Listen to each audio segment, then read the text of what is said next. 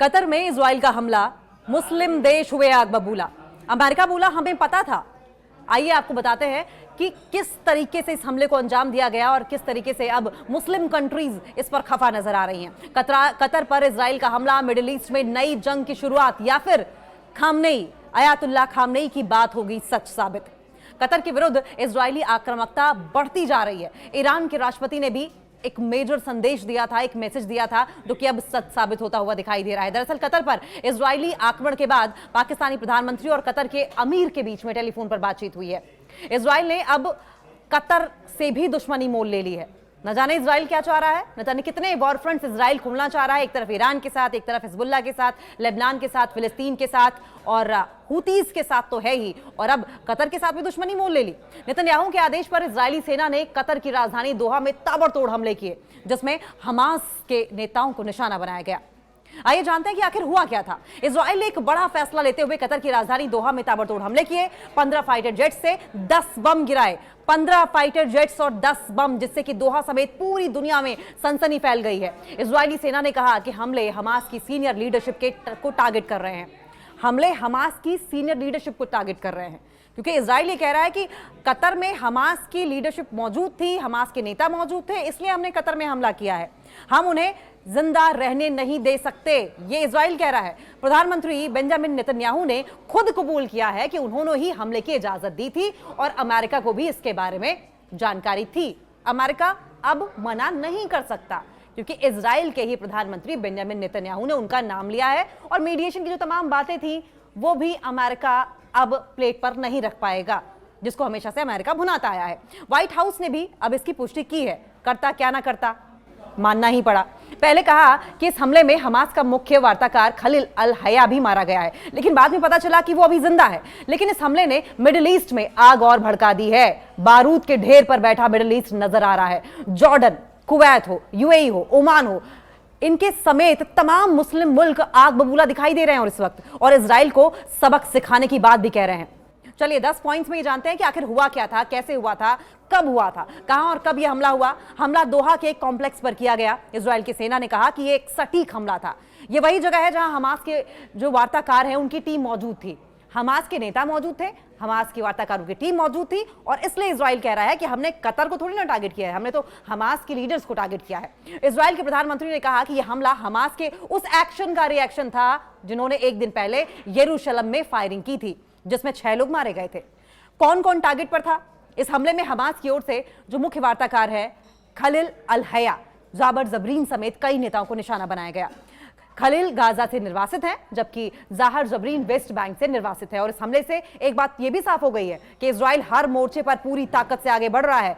उसने बातचीत का ऑप्शन था, जो मीडिएशन का जो ऑप्शन था, पूरी तरीके से छोड़ दिया है। और कतर में हमास के लीडर्स पर इस हमले को आप इस तरीके से भी देखें कि इजराइल जाना ही इसलिए जाता है कि अपने दुश्मन को कई सालों तक किसी भी कोने में, किसी भी देश में ढूंढ ढूंढ कर मारता है, लेकिन उसके इस एक्शन ने अब मुस्लिम देशों को उसके खिलाफ एकजुट कर दिया है।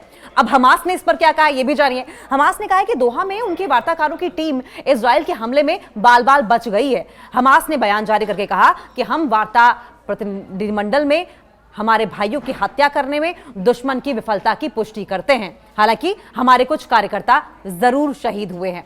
इससे साफ ये हो गया है कि नेतन्याहू और उनकी सरकार शांति के लिए किसी समझौते पर पहुंचना ही नहीं चाहती। वो चाहते ही नहीं कि शांति कायम हो, वो सिर्फ युद्ध के जरिए जंग जीतना चाहते हैं, अपना वर्चस्व कायम करना चाहते हैं। हम इस हमले में अमेरिका को भी सामूहिक रूप से जिम्मेदार मानते हैं। अब सवाल यह है कि क्यों निशाना बनाया?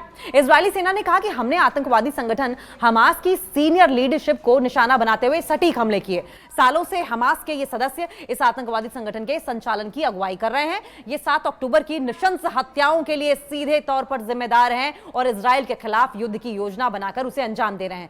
7 अक्टूबर का जिक्र हमने इसलिए किया है क्योंकि 7 अक्टूबर 2023 को जिस तरीके से इजराइल पर अटैक हुए थे और उसके बाद से ही ताबड़तोड़ अटैक गाजा और इजराइल में देखने को मिल रहे हैं। गाजा में न जाने कितने ऐसे लोग हैं जो इस वक्त भुखमरी की कगार पर हैं, बीमारियां वहां पर फैल रही हैं, लेकिन इजराइल है कि इस युद्ध को खत्म करने का नाम नहीं ले रहा है। एक आरोप इजराइल पर यह भी लग रहा है कि जो उसके वहां पर बंधक बनाए गए हैं, आप सोचें कि वो किसी कंट्री में घुसकर अपने दुश्मनों को नेस्तनाबूद कर सकता है, कई सालों का बदला ले सकता है, फिलिस्तीन से भिड़ सकता है, हिजबुल्लाह से भिड़ सकता है, हूती से भिड़ सकता है, तो क्या हमास की कैद में जो उसके होस्टेजेस हैं, हमास की कैद में जो उसके कैदी हैं, इजराइल के नागरिक हैं, उन्हें नहीं छुड़ा सकता? वो जानबूझकर नहीं छुड़ा रहा है। उसके पीछे की वजह यह है कि वो चाहता है कि ये युद्ध चलता रहे और पॉलिटिकल माइलेज बेंजामिन नेतन्याहू को मिलता रहे। अब ये हमला अनप्रेसिडेंटेड क्यों है? देखिए, इजराइल का यह हमला ऐसा फैसला है जिसके बारे में कभी सोचा ही नहीं जा सकता था। कतर ने खुद को मिडिल ईस्ट का स्विट्जरलैंड बनाने की कोशिश की है, लेकिन पिछले कुछ सालों में यह गाजा युद्ध के संबंध में कूटनीति का केंद्र बन गया है। Diplomatic actions, diplomatic decisions Qatar में ही होते रहे हैं और यहीं पर हमास के तमाम लीडरशिप, जो लीडर्स हैं, तमाम लीडरशिप बड़ी है, वो आकर छिपती रही है। और यहीं से बात करते हैं कि इजराइल को, कतर को हमास के लीडर्स को पनाह देना, यह बात जो है वो पसंद नहीं आई है। फिर इस पर कतर ने क्या जवाब दिया, यह भी समझे। कतर ने हमले को उकसावे की कार्रवाई बताया है। कतर के विदेश मंत्रालय के प्रवक्ता डॉक्टर माजिद अंसारी ने कहा कि हमले की चपेट में दोहा का एक आवासीय परिसर आया, एक रेजिडेंशियल इलाका आया जहां हमास की राजनीतिक शाखा के कई नेता रहते हैं। हमले अंतर्राष्ट्रीय कानूनों का घोर उल्लंघन है, कतर के लिए गंभीर खतरा है, हम इसे बिल्कुल बर्दाश्त नहीं करेंगे। ऐसा अगर बयान कतर की ओर से आ रहा है तो सवाल यह भी है कि इतने सारे वॉर फ्रंट के बाद क्या इजराइल ने एक और वॉर फ्रंट अपने खिलाफ खोल दिया है? क्या कतर के साथ भी अब सीधी जंग में इजराइल कूदता हुआ नजर आएगा? क्या ट्रंप ने हरी झंडी दी थी? सवाल यह भी है, क्योंकि व्हाइट हाउस की ओर से बयान सामने आया है और इस अटैक की पुष्टि की गई है। व्हाइट हाउस के एक अधिकारी ने बताया कि दोहा में इजरायली हमले से पहले ही ट्रंप प्रशासन को इस बारे में इन्फॉर्म कर दिया गया था। कतर को अमेरिका के सबसे प्रमुख गैर नेटो सहयोगी के तौर पर देखा जाता है और ऐसे में इजरायली हमले के बाद ये सवाल उठ रहे हैं कि अमेरिका को इसके बारे में जानकारी थी या नहीं। फिर वो खुद इसमें शामिल तो नहीं था। व्हाइट हाउस ने यह भी कहा कि उसने हमले से पहले ही कतर को बता दिया था, यानी कि अमेरिका सीधे तौर पर शामिल था इस अटैक में। मुस्लिम देशों ने अब क्या कहा है? देखिए, जॉर्डन ने इसे सबसे बड़े शब्दों में नकारा और इसे खतरनाक और अस्वीकार्य उत्तेजक कार्रवाई बताया। कुवैत ने हमले की कड़ी निंदा की और कहा कि ऐसे हमले बर्दाश्त नहीं किए जाएंगे। कतर को जवाब देने का पूरा अधिकार है। यूएई के उप प्रधानमंत्री अब्दुल बिन जायद ने भी हमले की कड़ी निंदा की है और शांति बरतने को कहा। ओमान के सुल्तान ने अपने विदेश मंत्रालय के बयान में इसे संप्रभुता का स्पष्ट उल्लंघन बताया है। ईरान ने क्या कहा? ईरान का स्टेटमेंट सबसे ज्यादा जरूरी है, क्योंकि ईरान के सर्वोच्च नेता आयतुल्लाह खमेनी बार-बार ये कहते रहे हैं कि ये मुस्लिम देशों की अखंडता, मुस्लिम देशों की एकता पर खतरा है और इजराइल एक करके आसपास के तमाम मुस्लिम देशों पर अटैक करेगा, जो होता हुआ नजर भी आ रहा है। ईरान ने कहा कि यह कार्रवाई अंतर्राष्ट्रीय कानूनों का गंभीर उल्लंघन है, साथ ही ये कतर और फिलिस्तीनी वार्ताकारों की संप्रभुता का भी हनन है।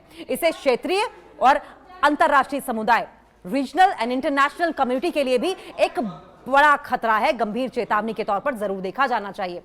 लेकिन इंडिया का क्या स्टैंड है?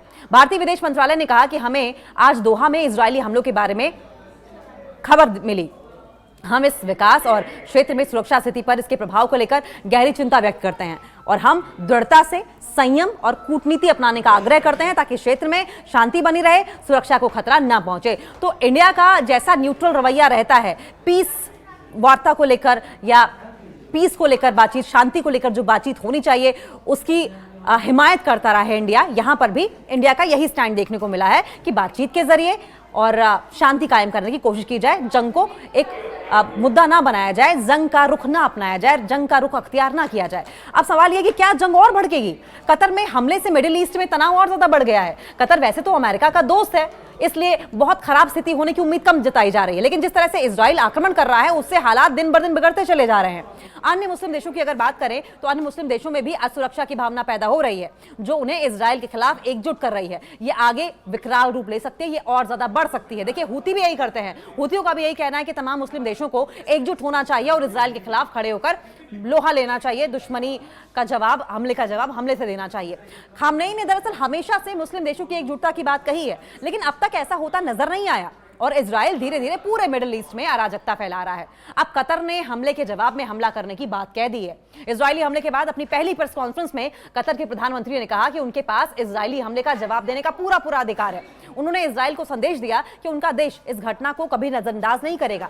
कतर के प्रधानमंत्री शेख मोहम्मद ने कहा कि वो सिर्फ बयानों और निंदाओं से आगे बढ़कर जवाब देने के लिए हर संभव कोशिश करेंगे। वो सिर्फ बयानबाजी नहीं करेंगे, वो सिर्फ निंदा नहीं करेंगे, बल्कि ईंट का जवाब पत्थर से देंगे, ऐसा कतर के प्रधानमंत्री ने कहा है। इजराइल को सबक सिखाएंगे, इजराइल का हमले का जवाब और बड़े हमले से दिया जाएगा। इस संबंध में इजराइल को जवाबदेह ठहराने के लिए एक कानूनी टीम, एक लीगल टीम भी बनाई गई है। उन्होंने कहा कि हमारा यह मानना है कि आज हम एक निर्णायक मोड़ पर खड़े हैं, एक डिसाइसिव पोजीशन पर पहुंच गए हैं और इस तरह की जो बर्बर कार्रवाइयां हैं, इस तरह की जो टेरेनी है, टायरेंट एक्शंस हैं, इनके खिलाफ पूरे क्षेत्र की ओर से अब प्रतिक्रिया आनी चाहिए। कतर के प्रधानमंत्री ने कहा कि घटना पूरे क्षेत्र को अराजकता की ओर ढकेल रही है, शांति भंग हो रही है, आपस में लड़ाई की स्थिति बन रही है। इजरायली प्रधानमंत्री पूरे क्षेत्र को अराजकता में ढकेलते हुए नजर आ रहे हैं। प्रधानमंत्री ने कहा कि हमले का समय उस बैठक से जुड़ा है जिसमें हमास वार्ता दल गाजा युद्ध विराम समझौते पर पहुंचने के अमेरिकी प्रपोजल्स पर चर्चा कर रहे थे, लेकिन इजराइल ने इस प्रक्रिया को, इस पूरे प्रोसेस को अनसक्सेसफुल कर दिया। यह ध्यान देने योग्य बात है। इस पर जरूर ध्यान देना चाहिए कि इजराइल ने कतर की राजधानी दोहा पर एयर स्ट्राइक करके फिलिस्तीनी प्रतिरोध संगठन हमास के केंद्रीय नेतृत्व को निशाना बनाया है। कतर के खिलाफ इजरायली आक्रामकता ईरान के राष्ट्रपति का साफ संदेश। देखिए, ईरानी राष्ट्रपति डॉक्टर मसूद पेजेश्कियन ने कतर के खिलाफ ज़ायोनी आक्रामकता और हमास नेताओं पर आतंकवादी हमलों की, हवाई हमलों की, एयर स्ट्राइक की निंदा की है और इसे मानवता और शांति के खिलाफ अवैध आक्रमण बताया है। ईरानी राष्ट्रपति डॉक्टर मसूद पेजेश्कियन ने कतर की राजधानी दोहा पर इजरायली शासन के हवाई हमले की निंदा की है और कहा कि इस आतंकवादी हमले ने यह साबित कर दिया है कि न शासन अपराध और आतंकवाद की कोई सीमा नहीं जानता, कोई सीमा नहीं होती। उन्होंने कहा कि इजरायली सरकार डिप्लोमेसी को नष्ट करने की, डिप्लोमेटिक एक्शन को नष्ट करने की हर संभव कोशिश कर रही है। डॉक्टर मसूद पेजेश्कियन ने कहा कि संयुक्त राष्ट्र, इस्लामिक सहयोग संगठन यानी कि IOC और अन्य सभी जो इंटरनेशनल ऑर्गेनाइजेशंस हैं, सभी अंतर्राष्ट्रीय संगठन हैं, उनसे अपेक्षा इस बात की जाती है कि वे इस खुले आक्रमण का तुरंत कोई ठोस और कोई व्यवहारिक जवाब दें, जिससे कि इजराइल को सबक मिले। उन्होंने कहा कि इजरायलियों के अवैध कब्जे और आक्रमण को समाप्त किए बिना इस क्षेत्र में स्थायी शांति स्थापित ही नहीं की जा सकती। कतर पर इजरायली आक्रमण के बाद पाकिस्तानी प्रधानमंत्री और कतर के अमीर के बीच पे टेलीफोन पर बातचीत भी हुई। पाकिस्तानी प्रधानमंत्री शहबाज शरीफ ने दोहा पर इजराइल द्वारा की गई अवैध और गंभीर बमबारी की कड़ी निंदा की है। कतर के अमीर के साथ बातचीत में शहबाज शरीफ ने कहा कि इजरायली आक्रामकता क्षेत्रीय शांति और स्टेबिलिटी के लिए एक गंभीर खतरा है और पाकिस्तान कतर के साथ चट्टान की तरह खड़ा है। इस टेलीफोन पर बातचीत में कतर के अमीर ने प्रधानमंत्री शहबाज शरीफ के प्रति उनकी एकजुटता के लिए आभार व्यक्त किया है। दोनों नेताओं ने क्षेत्र में शांति और सुरक्षा के लिए संपर्क में बने रहने की भी सहमति जो है वो व्यक्त की है। अब सवाल यह है कि जब इस तरीके से कतर पर अटैक के बाद तमाम मुस्लिम देश एकजुट नजर आ रहे हैं और ये भावना और व्यापक रूप ले रही है कि इजराइल ने तमाम मुस्लिम कंट्रीज के खिलाफ जो वॉर फ्रंट खोल रखा है उससे कैसे निपटा जाए, और अगर तमाम मुस्लिम देश इस वक्त एकजुट हो रहे हैं तो इजराइल के लिए खतरे की घंटी है। इजराइल को समझ जाना चाहिए कि कहां अब उसे अपने घोड़ों पर लगाम कसनी है।